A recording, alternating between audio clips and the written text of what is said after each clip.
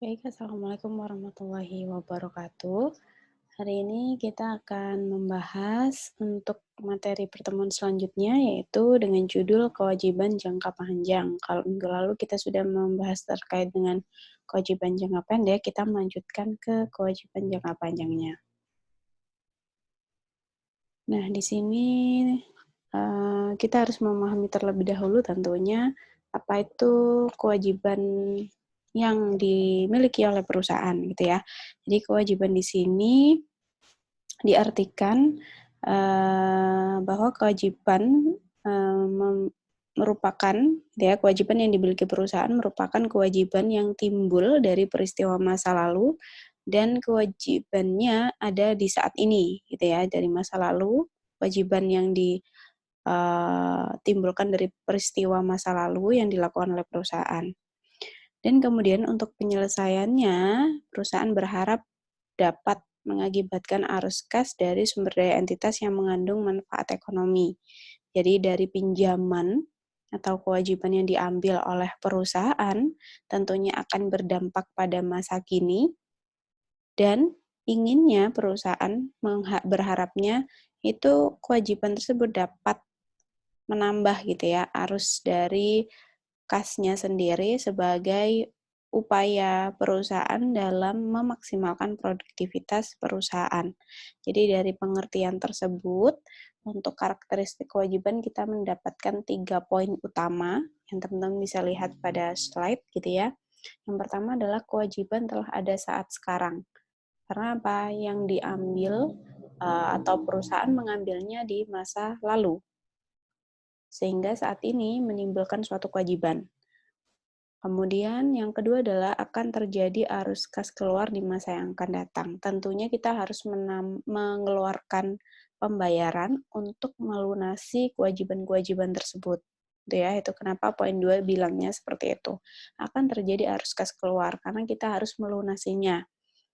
Dan yang terakhir adalah transaksi yang menimbulkan kewajiban tersebut telah terjadi di masa lalu. Nah, ini kejadian awalnya itu terjadi di masa lalu. Jadi misalkan di tahun lalu, di 2020, perusahaan mengambil sebuah pinjaman, ya, yang nanti notabene akan menjadi suatu kewajiban di tahun-tahun setelahnya. Kalau misalkan periodenya 3 tahun, ya berarti tahun 2021, 22, 23 itu harus dilunasi bertahap ya setiap tahunnya. Tergantung dari berapa lama kewajiban tersebut diperjanjikan. Gitu.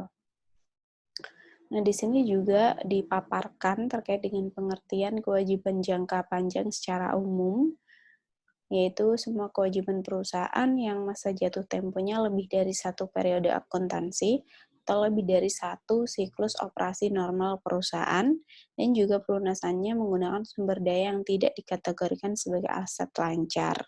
Nah, dari sini juga menjadi lebih jelas ya, karena di sini disebutkan kita kalau misalkan belajar mengenai akuntansi gitu ya, satu periode akuntansi itu 1 tahun atau 12 bulan. Nah, untuk jangka pendek ya lebih mudahnya untuk karakteristiknya berarti kurang dari 1 tahun atau 1 kali periode akuntansi.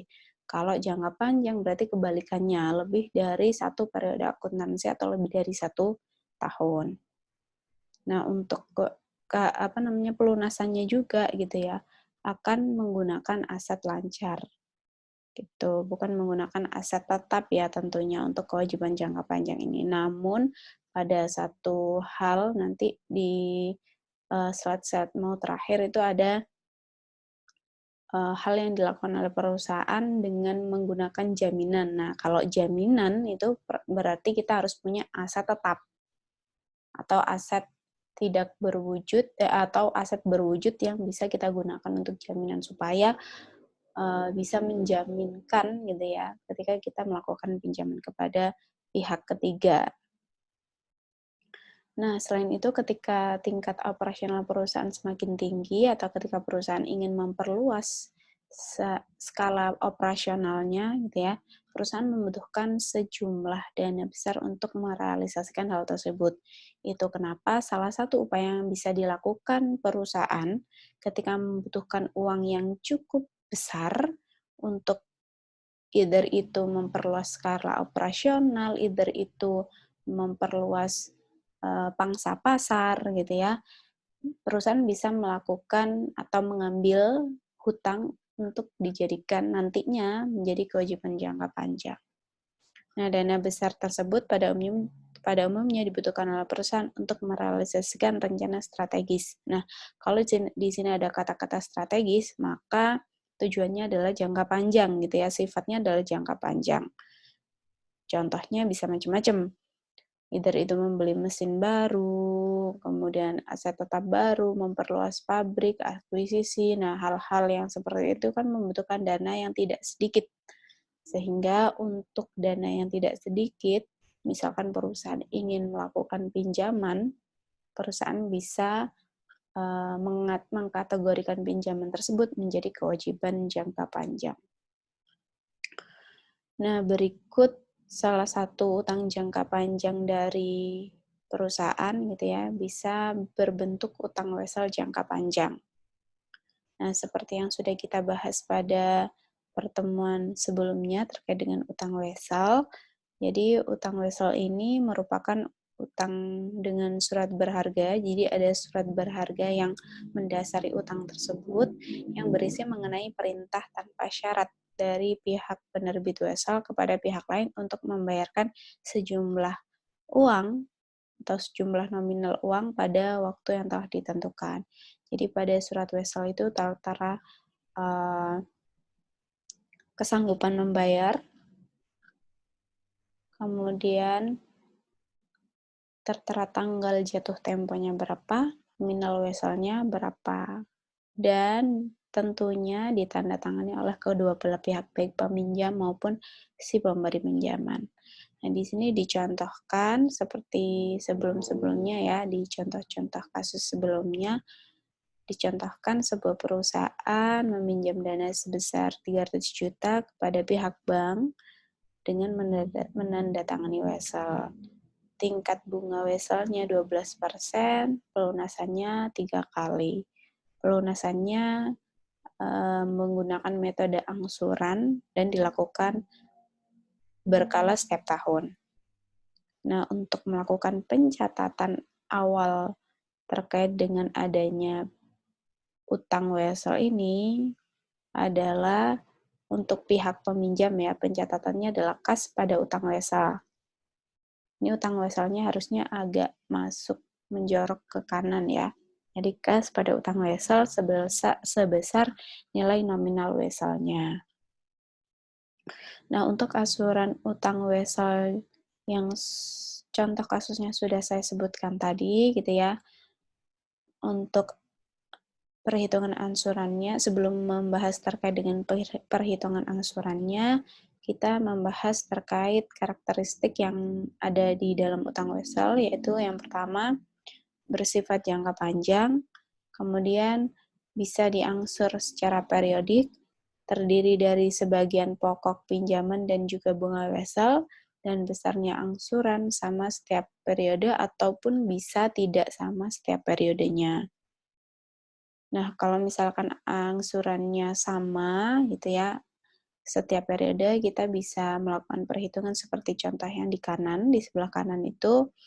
Untuk angsuran pertama, cara menghitungnya adalah nominal weselnya kan 300 juta ya, dibagi dengan 3. Jadi untuk pokok angsurannya kita ketemu 100 juta.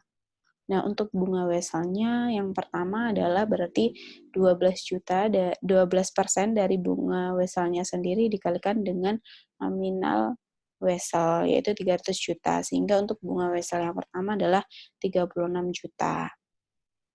Nah, untuk angsuran yang kedua, kita asumsikan bahwa kita sudah melakukan satu pokok angsuran ya, jadi berkurang satu pokok angsuran, sehingga untuk angsuran yang kedua tinggal 200 juta untuk pokok angsurannya.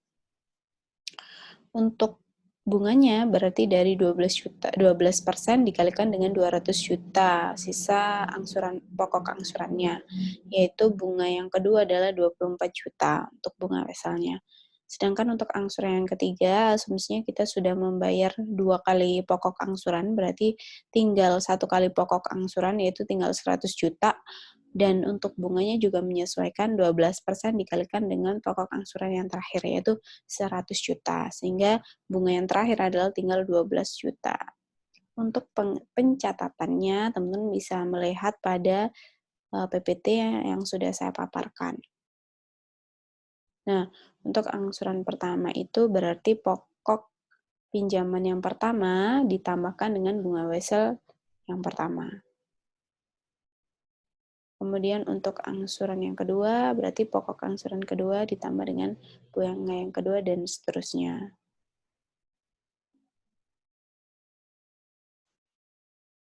Nah, ini untuk besaran utang wesel yang sama pada setiap angsurannya, bukan jumlah pembayarannya yang sama ya. Kalau jumlah pembayarannya berarti sebesar kasnya yang keluar di perusahaan. Tapi kalau untuk pokok pinjamannya adalah sama 100 juta, 100 juta, 100 juta tiap periodenya.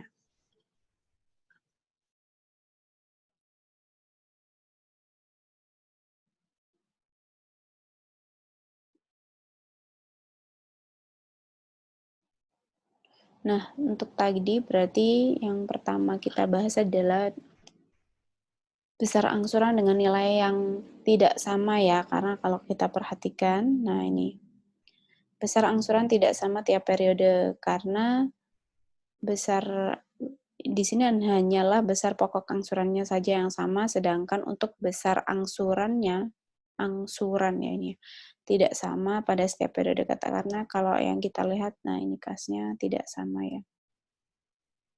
Nah, kalau misalkan kita inginnya nilai angsurannya bukan pokok angsurannya ya, tapi nilai angsurannya besarnya adalah sama setiap kita pembayaran. Jadi contohnya adalah ketika teman-teman mengangsur apa ya yang biasanya nominalnya sama handphone kalau nggak salah ya.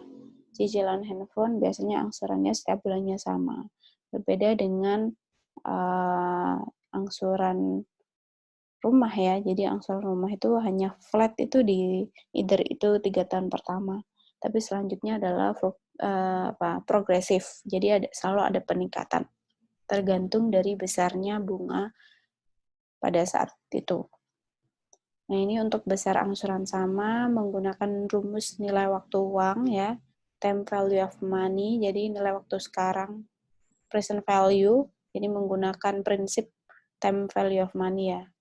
Nah, dan ini menggunakan rumus nilai waktu sekarang. Untuk metode perhitungannya didasarkan pada konsep time value of money. Kemudian untuk rumusnya adalah nilai nominal utang dibagi dengan faktor diskonto. Nah, untuk besarnya faktor diskonto, teman-teman nanti diberikan tabel sehingga tinggal melihat saja berapa besar faktor diskontonya. Nah, ini untuk contoh perhitungannya. Jadi di sini diketahui ada suatu perusahaan yang melakukan pinjaman dengan nominal 300 juta, tingkat bunganya adalah 12%, lama angsurannya adalah 3 tahun. Untuk besarnya diskonto faktor, teman-teman bisa melihat pada tabel, nanti juga akan saya perlihatkan tabelnya seperti apa. Nah, untuk menghitung angsuran weselnya seperti rumus yang sudah ada tadi ya. Jadi nominal pinjaman dibagi dengan faktor diskonto. Nominal pinjamannya adalah 300 juta, faktor diskontonya adalah 2,4018. Coba saya perlihatkan terlebih dahulu untuk tabel diskontonya ya. Jadi di sini teman-teman lihat N atau N per R ini adalah periodenya, periode lama pinjamannya gitu ya, karena kita adalah berada di 3 tahun, sehingga yang kita lihat adalah angka 3 di sini. Nah, untuk bunganya adalah tadi bunganya kita lihat ya, 12% ya. Untuk bunganya adalah 12%. 3, 12. Nah, ini 2,402 ya. Kalau teman-teman lihat di sini 2,402. Nah, ini adalah ada pembulatan ya di sini ya. Di sini kebetulan tidak dibulatkan, tapi kalau untuk di tabel langsung dibulatkan. Teman-teman boleh langsung menggunakan di tabel ini juga boleh, untuk lebih mudah dalam perhitungannya. Nah, setelah kita menghitung angsuran Wesel-nya gitu ya, dibagi jangan lupa. Nah, ini juga setelah ketemu angkanya ternyata langsung ada pembulatan karena pasti pecahan hasilnya ya. Jadi 124 juta sekian, koma, koma, koma, koma, seperti itu. Jadi ini koma terakhirnya langsung dibuatkan supaya lebih memudahkan perhitungan. Nah, setelah kita mengetahui angsuran tetapnya setiap bulan gitu ya, angsuran setiap tahun, angsuran periodiknya, kita harus menghitung, lebih mudahnya saya taruh di tabel seperti ini. Jadi di sini ada tahunnya, di sini ada saldo awalnya, kemudian angsuran periodiknya berapa, beban bunganya berapa, bagian pokok utangnya berapa, saldo akhir utangnya berapa. Kalau teman-teman perhatikan di tahun pertama, saldo awalnya sebesar nominal pinjamannya yaitu 300 juta. Nah, untuk angsuran periodik di sini dimasukkan sesuai dengan angsuran yang sudah kita hitung. Cuman agak berbeda di akhir karena memang menyesuaikan agar saldo akhir pokok utangnya itu habis di tahun terakhir, di tahun ketiga. Nah, untuk beban bunganya teman-teman bisa hitung menggunakan saldo awal pokok utang dikalikan dengan bunganya, yaitu 12%. Nah, untuk bagian pokok utangnya adalah dengan mengurangi angsuran periodik dengan beban bunganya. Jadi angsuran periodik dikurangi dengan beban bunga adalah merupakan bagian pokok utang. Kemudian untuk saldo akhir adalah tinggal mengurangi saja saldo awal pokok utang, saldo awal pokok utang dengan bagian pokok utangnya. Jadi 300 juta ini dikurangi dengan 88 juta sekian. Nah, setelah kita menemukan saldo akhir, berarti saldo akhir tahun lalu kan menjadi saldo awal tahun ini, gitu ya. Jadi ini nominalnya ini ditaruh di sini untuk menjadi perhitungan awal kita di tahun 2015. Nah, untuk angsuran periodiknya masih sama seperti tahun 2014, sedangkan beban bunganya gitu ya dari saldo pokok utang dikalikan dengan 12%. Nah, untuk bagian pokok utangnya caranya masih sama. Angsuran periodik dikurangi dengan beban bunga periode ini. Angsuran periodik dikurangi dengan beban bunga. Nah, sedangkan untuk saldo akhirnya adalah saldo awal dikurangi dengan bagian pokok utang. Sama juga halnya dengan tahun 2016. Ini tinggal teman-teman tarik ya, yang nominal saldo akhir ini ditarik ke sini untuk menjadi saldo awal di tahun berikutnya. Angsuran periodiknya di sini adalah besarnya sebetulnya sama, cuman dibulatkan untuk menyesuaikan agar saldo akhir utangnya adalah 0. Jadi kalau misalkan teman-teman menghitung di Excel, tinggal teman-teman masukkan angsuran periodik seperti sebelumnya dan coba ditambah-tambah dengan tujuan saldo akhirnya agar 0 gitu ya. Jadi bolehlah untuk tahun terakhir ini di trial dulu di Excel. Kemudian untuk beban bunga periode ini seperti biasa saldo awal dikalikan dengan 12%. Kemudian untuk bagian pokok utangnya seperti biasa angsuran periodiknya. Jadi harus tahu angsuran periodiknya dulu tentunya. Angsuran periodik dikurangi dengan beban bunga periode ini. Sehingga ketemu di tahun terakhir atau tahun ketiga di tahun 2016 saldo akhir pokok utangnya adalah 0. Jadi sudah habis ya di 3 tahun.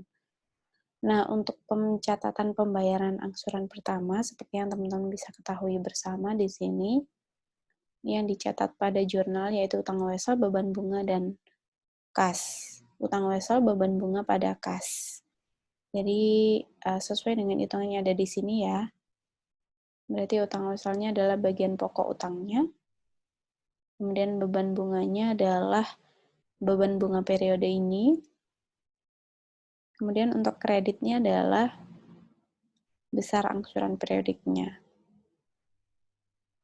Sama ya, untuk pencatatan jurnalnya, utang wesel, beban bunga utang wesel, beban bunga pada kas, utang wesel, beban bunga pada kas, utang wesel, beban bunga pada kas. Cuman karena pembayaran angsuran pertama, kedua, dan ketiga, sehingga untuk utang wesel dan beban bunganya berbeda-beda. Tapi untuk kasnya, kreditnya adalah sama, cuman di akhir adalah penyesuaian agar utangnya selesai atau utangnya habis. Nah, ini adalah tabel dari diskon faktor untuk memudahkan teman-teman menghitung angsuran wesel dengan jumlah angsuran yang sama. Ini tabel pertama, ada 2 tabel ya. Ini untuk tabel yang kedua. Nah,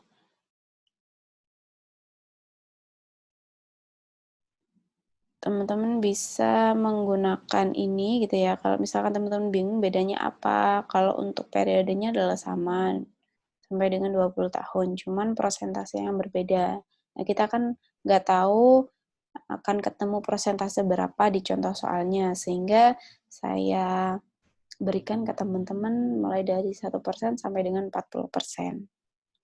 1% sampai 12% di slide yang sebelumnya, 13% sampai dengan 40% di slide ini. Nah, selanjutnya kita membahas utang obligasi. Tadi kan kita membahas utang wesel ya, sekarang membahas utang obligasi. Nah, utang obligasi ini merupakan salah satu pemenuhan kebutuhan dana yang nilainya juga sangat besar dan bersifat jangka panjang pula gitu ya. Nah, tapi utang obligasi ini bukan kita yang utang ke bank atau pihak ketiga lain, namun utang obligasi ini adalah bentuknya perusahaan yang mengeluarkan surat berharga atau surat utang yang nantinya akan dibeli oleh either itu perusahaan lain atau masyarakat umum juga bisa, tergantung dari perusahaannya gitu ya. Kenapa di sini bilang bahwa menerbitkan obligasi kepada masyarakat atau publik melalui pasar modal. Nah, obligasi merupakan surat pengakuan utang yang dikeluarkan oleh perusahaan kepada pemegang surat dengan imbalan sejumlah bunga tertentu. Jadi ada imbalannya, yaitu berupa bunga. Nah, biasanya bunga dari utang obligasi ini familiar disebut dengan kupon. Itu adalah pendapatan yang diterimakan kepada si pemilik obligasi. Jadi, obligasi ini juga sifatnya adalah kewajiban jangka panjang, cuman bukan kita yang meminjam, tapi kita yang menghimpun dana dari orang-orang gitu ya, dengan bentukan surat berharga yang biasanya familiar disebut surat utang atau utang obligasi.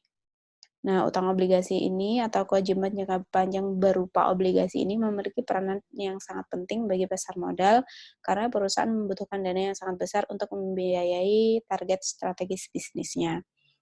Sehingga dengan menerbitkan obligasi, potensi keuangan perusahaan akan meningkat dan laba untuk pemegang saham juga akan meningkat. Jadi berbagai macam hal yang bisa dilakukan perusahaan untuk memenuhi kebutuhan jangka panjangnya ya. Tadi ada utang wesel, sekarang ada penerbitan obligasi lah ya, penerbitan obligasi. Selain itu juga perusahaan bisa juga menghimpun dana dari masyarakat berupa saham, gitu ya, yang seperti teman-teman juga mungkin sangat familiar sekarang terdengar karena banyak sekali orang yang sekarang ngomongin saham, berbeda dengan zaman dulu ya. Sebelum informasi itu mudah untuk didapatkan, saham itu sangat tidak familiar sehingga hampir lebih dari 60%, lebih dari 70% pemilik sahamnya Indonesia itu adalah asing karena memang informasi itu kurang kurang mudah didapat, kemudian tidak difamiliarkan gitu ya, sehingga orang pada takut karena orang-orang pahamnya bahwa saham itu adalah resikonya tinggi. Tapi kalau kita lihat lagi, meskipun saham itu resikonya tinggi, pengembaliannya pun juga tinggi gitu ya, high risk, high return. Nah, balik lagi ke topik kita, yaitu terkait dengan penerbitan obligasi yang dilakukan oleh perusahaan. Jadi, jangan bingung kalau misalkan ada pembahasan yang bilang bahwa perusahaan menerbitkan surat utang, gitu ya. Jadi, itu juga salah satu cara perusahaan untuk menghimpun dana dari masyarakat dengan bentuk yang berbeda, gitu. Nah, di sini membahas terkait dengan obligasi, ternyata tidak hanya perusahaan saja yang bisa menerbitkan surat utang yang bisa dibeli oleh masyarakat umum maupun instansi umum. Di sini juga ternyata negara juga menerbitkan namanya surat utang dalam bentuk obligasi. Nah, sebetulnya ini adalah keempat poin di depan ini adalah surat berharga yang diterbitkan oleh negara. Cuman tidak semua dalam bentuk obligasi gitu ya. Yang dalam bentuk obligasi mungkin teman-teman di sini ada yang pernah tahu. Nah, kalau misalkan yang SBR ini adalah saving bond retail, ya semoga teman-teman sudah pada mendengar ya, karena sekarang informasi sudah sangat mudah untuk dijangkau, sangat mudah untuk diketahui oleh teman-teman. Nah, ini adalah SBR ini adalah salah satu surat berharga yang dikeluarkan oleh negara dan teman-teman semuanya bisa membelinya gitu ya. Minimal kalau nggak salah 1 juta, maksimal kalau nggak salah 3 miliar. Nah, teman-teman boleh membeli di nominal berapapun. Jadi, kalau SBR ini bukan termasuk obligasi ya. Jadi, nanti teman-teman akan tahu yang mana dari salah satu ini yang merupakan obligasi yang diterbitkan oleh negara. Nah, ini adalah salah satu cara negara untuk menghimpun dana dari masyarakat dengan bentukan surat berharga. Jadi, kalau dari kepanjangannya adalah saving bond retail, maka di sini adalah meskipun obligasi, bond itu kan obligasi ya, meskipun obligasi, tapi di sini adalah sifatnya adalah saving. Jadi di depannya saving bond retail. Jadi meskipun obligasi, tapi konsepnya dia adalah saving. Jadi untuk SBR ini ia dijual kepada masyarakat selama periode waktu tertentu. Jadi teman-teman istilahnya membeli obligasi negaranya untuk tabungan tetap gitu ya. Dengan jangka waktu tertentu, biasanya paling lama adalah 2 tahun, teman-teman nggak boleh ngambil, cuman nanti ada waktu early redemption.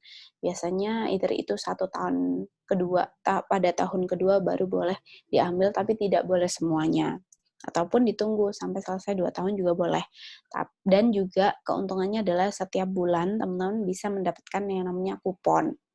Jadi di situ ada sesuai dengan prosentase keuntungan yang dijanjikan di awal ya, tentunya mengikuti juga dengan rate BI saat pada periode itu.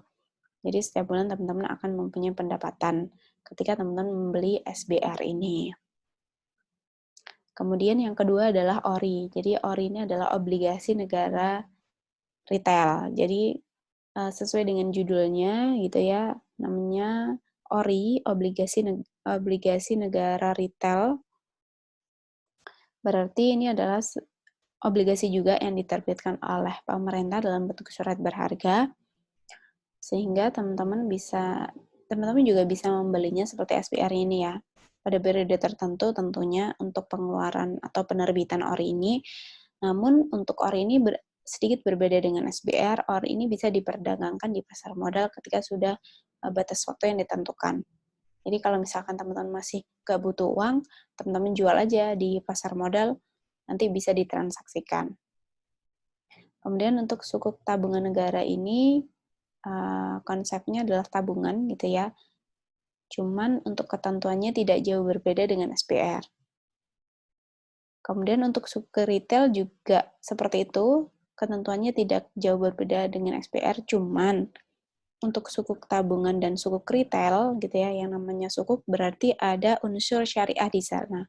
Jadi pengelolaannya, kemudian penggunaan dananya untuk hal-hal yang bersifat syariah. Gitu ya. Kalau ini masih bersifat konvensional. Nah, kenapa sih saya juga memasukkan materi ini ke mata kuliah kita pada hari ini karena memang relate ya. Jadi tidak hanya perusahaan saja yang mengeluarkan obligasi, tapi juga ternyata pemerintah mengeluarkan surat utang gitu ya atau obligasi untuk menghimpun dana dari masyarakat, untuk menghimpun dana dari perusahaan-perusahaan yang bisa membeli surat berharganya dan lain-lain. Jadi intinya untuk menghimpun dana dari manapun juga bisa dilakukan dengan melakukan penerbitan surat berharga atau dalam bentuk surat berharga atau surat utang gitu ya, atau dalam hal lain juga disebut obligasi. Jadi salah satu keuntungan utama ketika teman-teman membeli obligasi adalah mendapatkan kupon, dan kupon biasanya diberikan either itu bulanan atau periode tertentu sesuai dengan perjanjian yang diperjanjikan di awal. Nah, teman-teman, saya juga menghimbau kepada teman-teman, nggak apa-apa aja kalau pengen menginvestasikan uangnya, misalkan takut untuk membeli saham untuk investasi jangka panjangnya, teman-teman juga bisa membeli surat berharga negara ini. Karena apa?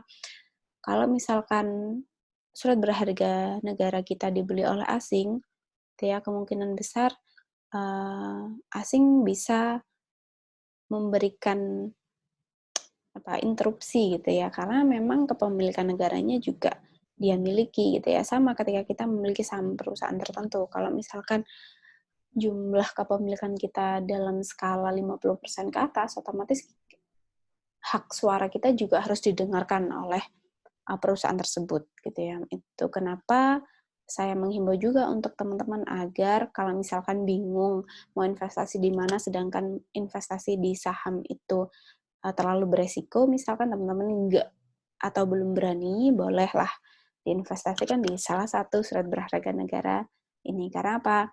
Surat berharga ini dimiliki oleh negara dan negara akan bertanggung jawab penuh karena ada peraturan undang-undangnya yang melindungi tentang surat berharga ini. Jadi pasti akan dibayarkan dan itu diprioritaskan untuk melakukan pembayaran dari semua surat berharga yang saya sebutkan di depan ini. Jadi lebih terjamin lah istilahnya. Kemudian di sini ada beberapa jenis obligasi gitu ya. Yang pertama, obligasi berdasarkan jatuh tempo. Nah, obligasi ini sering disebut dengan obligasi berjangka, yakni obligasi yang diterbitkan dan memiliki tanggal jatuh tempo yang sama. Nah, obligasi ini sering juga disebut obligasi berseri. Berseri dalam hal memiliki beberapa seri dan waktu jatuh tempo yang berbeda, serta penerbitannya dilakukan secara bertahap sehingga tanggal jatuh temponya akan berbeda-beda setiap serinya. Nah, ini yang relate adalah kayak SBR gitu ya. SBR itu berseri, jadi ada SBR 001 sampai dengan sekarang, kalau nggak salah di tahun 2021 ini SBR 010 kalau nggak salah. Teman-teman bisa menantikan itu SBR 010 gitu ya. Dulu saya pernah belinya itu di SBR 003 sama 007 kalau nggak salah. Jadi tidak setiap tahun beli ya. Kemudian obligasi berdasarkan bentuk. Jadi di sini obligasi atas nama. Obligasi atas nama ini merupakan jenis obligasi dengan identitas dari pemilik obligasi yang tercantum dalam surat obligasi. Jadi kalau obligasi berdasarkan bentuk ini contohnya adalah obligasi atas nama. Apabila terjadi pengalihan kepemilikan harus konfirmasi dan melalui persetujuan dari penerbit obligasi. Jadi di sini obligasinya atas dasar unjuk ya, obligasi atas unjuk.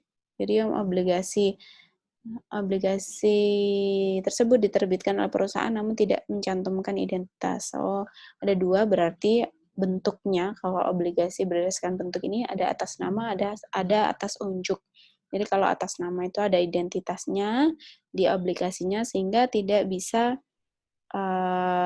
sembarangan untuk pengalihan kepemilikannya. Sedangkan kalau obligasi atas unjuk ini lebih mudah untuk pengalihannya karena memang tidak ada identitasnya di dalam surat berharganya. Nah, ini juga agak sedikit berbahaya ya, karena untuk kepemilikannya ya tinggal siapa yang memiliki itu aja. Tidak perlu adanya konfirmasi dari penerbit obligasi. Nah, ini juga cukup berbahaya untuk obligasi atas unjuk ini. Kemudian obligasi didasarkan oleh jaminan, obligasi berdasarkan jaminan. Jadi kalau obligasi berdasarkan jaminan itu ada dua juga. Ada obligasi berdasarkan obligasi yang dijamin dan juga tidak dijamin. Jadi untuk obligasi yang dijamin itu bisa diasuransikan oleh pemilik obligasi ya, dan bisa menjadi jaminan oleh pihak perusahaan penjamin. Jadi ada jaminannya kalau yang obligasi dijamin, tapi kalau tidak dijamin ini yang juga mengkhawatirkan ya. Kalau obligasi yang tidak dijamin ini tidak diasuransikan kepada pihak penjamin. Jadi tidak ada jaminannya ya. Nah, kalau obligasi berdasarkan jaminan yang obligasi dijamin itu kayak contohnya juga surat berharga atau surat utang negara yang diterbitkan oleh negara ya, karena ada jaminannya, sebuah undang-undang. Ya, negara kan nggak mungkin melanggar undang-undang yang dibuatnya sendiri, jadi itu lebih aman. Kemudian obligasi berdasarkan sifat yang dapat ditukar dengan saham. Nah, ada yang bisa ditukar dengan saham, ada yang nggak bisa ditukar ya, kayak SPR tadi juga ya. Nah, dari sini semua ada contohnya ya.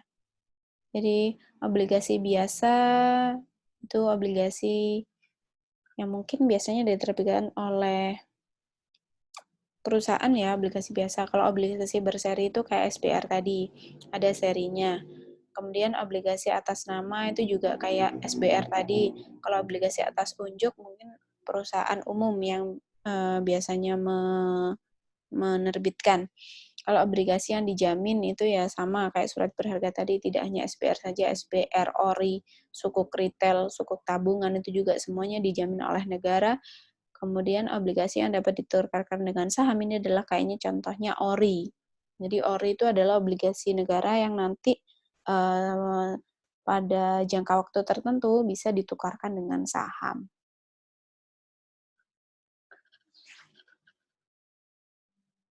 Kemudian yang tidak dapat ditukarkan dengan saham ya berarti obligasi biasa itu tadi yang tidak memiliki kriteria tertentu dan tidak bisa diperdagangkan di pasar saham. Nah, di sini ada beberapa keuntungan penerbitan obligasi. Ketika perusahaan menerbitkan obligasi, ketika negara menerbitkan obligasi, keuntungannya apa saja sih gitu ya. Yang pertama, kreditur tidak memiliki hak suara dalam pengambilan keputusan perusahaan, sehingga pemilik perusahaan masih memiliki kendali penuh terhadap operasional perusahaan. Oke, ternyata yang memiliki obligasi itu berapapun obligasi yang dimiliki tidak bisa memiliki hak suara. Oke, berarti itu kenapa alasan negara juga menghimpun dana dari luar dengan melakukan penerbitan obligasi. Berarti saya agak revisi sedikit tadi kata-kata saya yang di slide terkait dengan surat utang negara gitu ya, surat berharga negara. Ternyata meskipun kepemilikan asing atas obligasi itu besar, tapi tidak memiliki suara atas kepemilikan dari obligasi tersebut. Berarti salah satu alasannya harus teman-teman ketahui bahwa keuntungan yang diberikan dari obligasi itu baliknya akan ke teman-teman sendiri gitu ya. Jadi keuntungan yang diberikan oleh negara balik lagi kepada yang memiliki negaranya atau balik lagi kepada bagian dari negaranya gitu. Kemudian bunga obligasi yang dibayar oleh perusahaan dapat dikurangkan terhadap laba bersih sehingga dapat mengurangi pajak. Ini mungkin yang lebih berdampak adalah kepada perusahaannya sendiri ya. Jadi keuntungan dari sisi perusahaannya ini juga lebih besar terlihat di sini. Jadi ketika menerbitkan obligasi, bunga obligasi yang menjadi bebannya perusahaan untuk dibayarkan kepada si pemilik obligasi itu adalah bersifat mengurangi pajak, sehingga pajaknya bisa lebih kecil. Kemudian laba per lembar sahamnya lebih besar apabila dibandingkan dengan menerbitkan saham, karena laba per lembar saham diperoleh melalui perbandingan antara laba bersih dengan seluruh jumlah lembar saham yang beredar.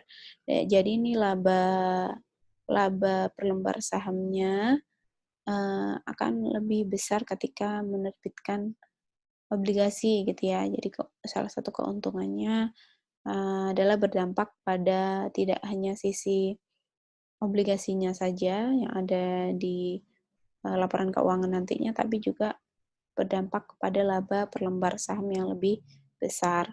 Kemudian beban bunga yang dikeluarkan relatif lebih rendah dibandingkan dengan biaya saham. Kalau misalnya perusahaan menerbitkan saham, pasti ada biaya-biaya yang dikeluarkan tentunya. Di antaranya adalah biaya saham itu sendiri. Nah, ternyata untuk penerbitan obligasi biaya bunganya relatif lebih rendah kalau dibandingkan dengan biaya saham. Nah, untuk cara perhitungan obligasi, di sini ada sebuah contoh PT Sumber Rejeki. Jadi nilai obligasinya adalah 500 juta, kuponnya sebesar 14%. Jadi kupon ini adalah bunga yang dibayarkan kepada pemilik obligasi ya. Kemudian untuk bunga pasarnya adalah 12%, ini bunga yang berlaku atau bunga rate suku bunga Bank Indonesia gitu ya. SBI-nya 12%, jangka waktunya adalah 2 tahun. Untuk tanggal pembayaran bunganya 1 Januari dan 1 Juli. Nah, untuk nilai bunganya adalah sebesar 4 semester pada 4 semester masing-masing 35 juta. Dari jangka waktu obligasi dikalikan dengan kupon atau bunga obligasinya dikalikan dengan ini kali ya, kurang kalinya ya. Dikalikan dengan nilai obligasinya berapa. Nah, untuk rumus dari perhitungan obligasi ini memang sedikit lebih banyak ya rumusnya. Jadi CPN ini adalah kupon. CPN per 1 plus I pangkat N ya. Pangkatnya adalah N. Jadi mulai tahun pertama sampai tahun keempat. Nah, par ini adalah nilai pari atau nilai obligasinya. Nah, untuk kuponnya, teman-teman sudah menghitung semuanya ya di atas. Untuk besar pembayaran bunganya, nilai bunganya dari periode kali kuponnya dikalikan nilai obligasinya sebesar 35 juta kita ketahui. Nah, untuk I-nya di sini adalah 1,06. I-nya di sini dari bunga pasar ya, tentunya dibagi dengan jangka waktunya. Nah, setelah ketemu seperti ini, teman-teman hitung sampai dengan ketemu berapa sih nilai obligasinya gitu ya. Nilai obligasinya adalah sekian. Nah, kemudian untuk penjualan obligasi pada tanggal bunga, di sini dicontohkan. Ternyata ada beberapa hal yang bisa terjadi pada transaksi penjualan obligasi. Yang pertama, obligasi terjual sebesar nilai nominal. Dampaknya apa? Dampaknya adalah kas sama dengan utang obligasi. Nah, untuk contoh kasusnya teman-teman bisa lihat. Untuk pencatatannya seperti ini. Nah, untuk kasus yang kedua adalah obligasi terjual di atas harga nominalnya. Nah, dari judulnya sudah terlihat ya, bisa kita pahami bahwa ternyata obligasinya terjual lebih mahal. Jadi ini menguntungkan dari sisi perusahaan ya. Ini bisa saja terjadi ketika kupon lebih tinggi daripada bunga yang ada pada saat itu. Sehingga bisa menyebabkan gitu ya, berdampak pada perusahaan, yaitu kasnya lebih besar daripada utang obligasi. Cuman ini premium ya. Cuman nantinya akan ada premium utang obligasi. Gitu. Nah, ini contohnya kasusnya seperti ini. Nah, untuk pencatatannya adalah kas pada utang obligasi dan premium obligasi.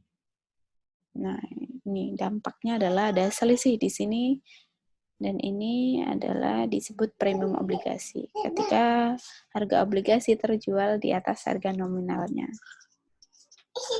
Dan selanjutnya ada juga obligasi terjual di bawah harga nominalnya. Nah, hal ini terjadi ketika kuponnya lebih rendah daripada bunga yang terjadi pada saat itu, atau bunga bank pada saat itu. Bunga Bank Indonesia, suku bunga Bank Indonesia pada saat itu.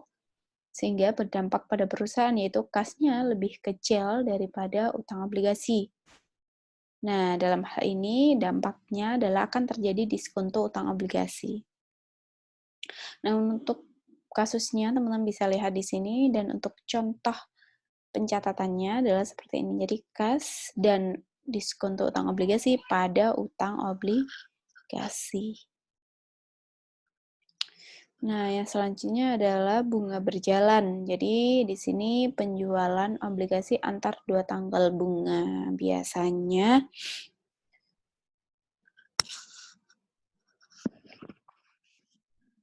penjualan obligasi itu kan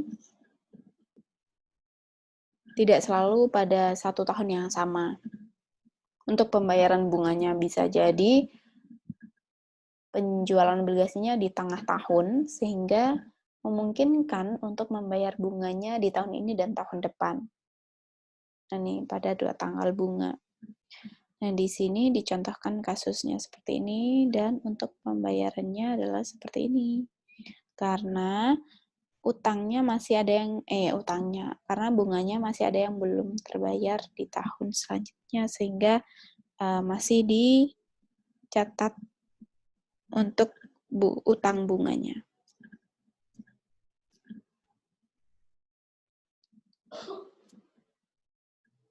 Nah, terkait dengan adanya premium dan diskonto, gitu ya, premium utang obligasi maupun premium utang obligasi, di sini ketika kita melakukan pembayaran terkait dengan bunga nominalnya, kita juga di sini harus menghitung amortisasinya. Nah, amortisasi di sini adalah istilahnya seperti penyusutan. Kalau misalkan di aset tetap ini namanya penyusutan, cuman kalau di aset keuangan adalah namanya amortisasi. Jadi nilai dari obligasi yang sudah kita jual, kita harus susutkan sehingga kita tahu nanti di akhir periode nilainya berapa dan habisnya berapa lama gitu ya. Kalau misalkan sudah ditentukan 10 tahun, berarti setiap tahun itu susutnya berapa besar gitu ya. Jadi di sini contoh kasusnya PT Maju Sejahtera gitu ya, yang menerbitkan obligasi. Untuk perhitungannya teman-teman bisa lihat di bawah ini. Jadi teman-teman bisa membuat tabel terlebih dahulu untuk menghitungnya gitu ya. Di sini kita menggunakan metode garis lurus. Di sini ada periodenya, ada nilai buku awal periode, dan beban bunga yang dicatat, kemudian nilai nominal bunganya, kemudian amortisasinya berapa, premium yang belum diamortisasi berapa, dan terakhir nilai buku akhir periodenya berapa. Nah, di sini teman-teman bisa mengikuti cara perhitungan yang sudah ditunjukkan di atas ini ya. Jadi untuk nilai buku awalnya teman-teman harus melihat dulu pada nilai buku pada akhir periode yang seperti disebutkan di soal, ditaruh sini ya. Kemudian untuk premium yang belum diamortisasi ini adalah sebesar 29 juta sekian. Seperti yang sudah ditentukan di soal juga, ada premium obligasinya ditaruh di sini dulu. Ini untuk tahun ke-0 ya, sebelum dicatat amortisasi tahun ke-1-nya. Untuk amortisasi tahun pertama, perlu teman-teman lakukan adalah menaruh nilai A buku akhir periode, ditaruh untuk nilai buku awal periode tahun pertama. Untuk beban bunga yang dicatat, teman-teman sudah bisa menghitung bunganya berapa ya. Nah, tentunya teman-teman sebelum menentukan bunga ini harus menghitung terlebih dahulu bunga nominalnya dulu. Karena di sini isinya adalah 4 dikurangi dengan 5. Bunga nominal dikurangi dengan amortisasi premium.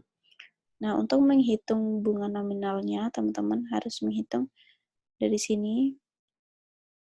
Jadi, 7% ini adalah dari bunga nominal ya, karena kan di sini diketahui tanggal pembayarannya 2 kali dalam setahun, yaitu 1 Januari dan 1 Juli, sehingga untuk bunga nominalnya juga dibagi 2, karena ini kan per tahun ya, sehingga kalau semesteran yang kita ambil, jadi dibagi dengan 2.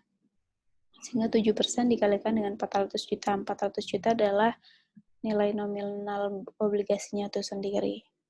Sehingga ketemu bunga nominalnya adalah 28 juta setiap tahun sama. Untuk amortisasi premiumnya adalah dari 29438520. Ini adalah dari premium obligasinya dibagi dengan 10. 10 adalah periode pembayarannya. Karena kan setahun dibayarkan 2 kali ya. Periode waktunya kan 5 tahun, jadi 5 kali 2. Sehingga untuk amortisasi premiumnya dibagi menjadi 10. Sehingga untuk amortisasi premium per periode 2.900.000 sekian sama ya 10 kali setiap periodenya. Setiap periodenya sama dalam jangka waktu 10 kali selama 5 tahun. Nah, untuk menghitung poin ketiga ini adalah bunga nominal dikurangi amortisasi premium. Poin 4 dikurangi poin ke-5 ditaruh di sini. Nah, untuk premium yang belum diamortisasi adalah ini 6 awal dikurangi dengan 5 ya. Jadi ini 29 yang awal ini dikurangi dengan 2 juta yang awal ini. Taruh sini. Kemudian untuk nilai buku akhir periodenya 7 awal yang ini di baris awal dikurangi dengan 5. Ini ya 5. 2 juta sekian. Dan ditaruh di sini. Nah, balik lagi untuk tahun kedua tinggal teman-teman tarik dari sini ke sini. Untuk perhitungan ke bawahnya adalah sama. Sehingga teman-teman ketika menghitung di Excel dan ditarik ke bawah, nanti akan ketemu premium yang belum diamortisasi pada tahun ke-10 adalah 0. Berarti dalam hal ini untuk pembayaran kewajibannya itu ya di tahun ke-10 sudah selesai. Sehingga yang harus dibayarkan oleh perusahaan ketika setelah menghimpun dananya pada tahun ke-10 adalah 400 juta. Nah, ini untuk amortisasi diskon. Kalau tadi kan untuk amortisasi premium. Nah, sebetulnya pada dasarnya adalah sama perhitungannya. Cuman yang tadinya dikurangi ya, kayak beban bunga yang dicatat dan nilai buku akhir periode kalau ini masih tetap ya. Hanya poin ketiga dan poin ketujuh saja yang berbeda. Nah ini kalau teman-teman perhatikan hanya poin ketiga dan poin ketujuh saja yang hitungannya berbeda. Yang lainnya adalah sama. Dan yang terakhir di sini kita membahas tentang utang hipotek. Nah, ini juga adalah salah satu cara perusahaan untuk mendapatkan dana dari pihak ketiga gitu ya. Jadi dari pengertiannya kita pahami bersama terlebih dahulu. Utang hipotek merupakan suatu jenis kewajiban jangka panjang yang dijamin dengan aset tidak bergerak. Nah, kalau dari sini gitu ya kita mungkin sudah langsung paham. Jadi di sini ada jaminannya yaitu either itu tanah ataupun gedung. Kemudian apabila dalam perjanjian debitur tidak melunasi pinjaman tepat pada waktunya, kreditur dapat menjual jaminan tanah atau bangunan tersebut untuk diperhitungkan dengan pinjaman yang bersangkutan. Jadi di sini ketika si peminjam dana itu tidak bisa melunasinya, si pemberi pinjaman boleh menjual dari aset yang sudah dijaminkan tersebut. Kemudian untuk hutang hipotek ini biasanya dipenuhi melalui satu sumber pendanaan, either itu dari bank atau lembaga keuangan tertentu. Kemudian untuk hutang dari pihak bank dengan jaminan aset tidak bergerak merupakan contoh hutang hipotek yang sering kita jumpai. Di sini dicontohkan contoh kasus seperti yang di sebelah kiri, teman-teman semuanya bisa membaca gitu ya. Dan untuk pencatatan hutang hipoteknya, teman-teman bisa membaca yang di sebelah kanan. Nah, mungkin sekian ya dari penjelasan kita pada hari ini, materi kita pada hari ini. Teman-teman bisa mendiskusikan seperti biasanya, entah itu di kolom YouTube, boleh di kolom komentar Google Classroom juga boleh, maupun di grup WA kelas kita. Saya akhiri pertemuan hari ini, semoga bermanfaat. Wassalamualaikum warahmatullahi wabarakatuh.